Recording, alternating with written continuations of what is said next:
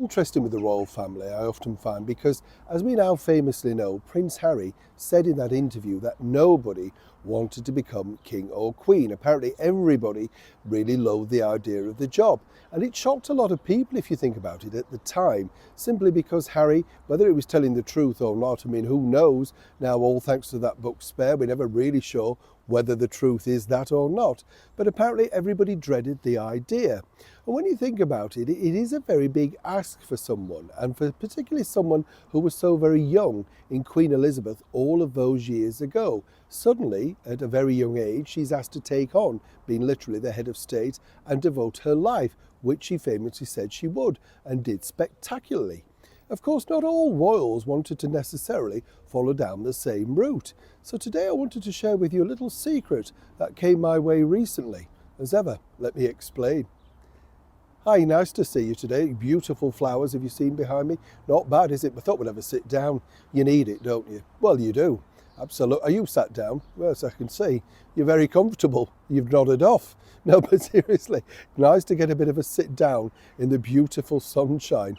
And really, let me just go back to that story. I find it fascinating because we assume, don't we, that everybody in royal life, because say you've got the Princess Anne, the Princess Royal, who literally just seemingly is born for the job, enjoys it, turns up on time, knows exactly what's required. And then when we get new members inside the monarchy, we're literally scrutinising them, like the Catherine, the Princess of Wales, to see if she fits in. Is she the mould? Is she doing exactly what we wanted to do?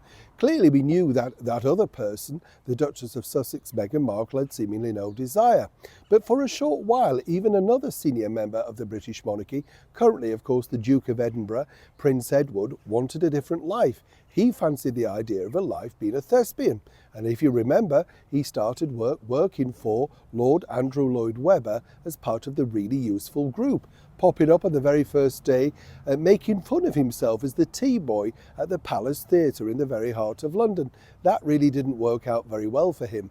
And then, of course, he tried to become a filmmaker with Ardent Productions, working alongside the father of the pop star Sophie Ellis-Bextor. You see how connections work there, yes? Robin Ellis-Bextor was a man, of course, in a lot of power back in the day. And you wonder exactly how Sophie got on. You get the picture now. But talking recently to somebody, it's nice to know these sort of things. Apparently our Queen Camilla, had different aspirations and had really no desire at the time to become Queen. As you can imagine, she started out life rather differently, and her true ambition was to become a serious romantic novelist. I think possibly in the vein of Dame Barbara Cartland, possibly without all the heavy eye makeup and the big hair and the pink outfits. Who knows? But a friend told me that actually Camilla was very keen on this idea for many years to come, like the idea of sitting in rooms, creating stories and having them published. Now, when you think about it, that dream has come true for Sarah, Duchess of York. She's seen many of her books published, and as we know, Camilla, our Queen, is a massive reader, creating, of course, Camilla's writing and reading room with lots of awards and stuff like that. Her book club has been very successful for her.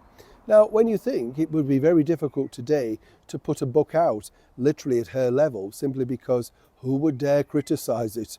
Not just because of her being Queen, but it would seem very disrespectful, wouldn't it? So obviously, as she noted, her dream, if you like, to become a romantic novelist is only now a dream. But apparently that was the dream that she wanted to turn into reality long before she became our Queen. Neil Sean in the very heart of Yorkshire.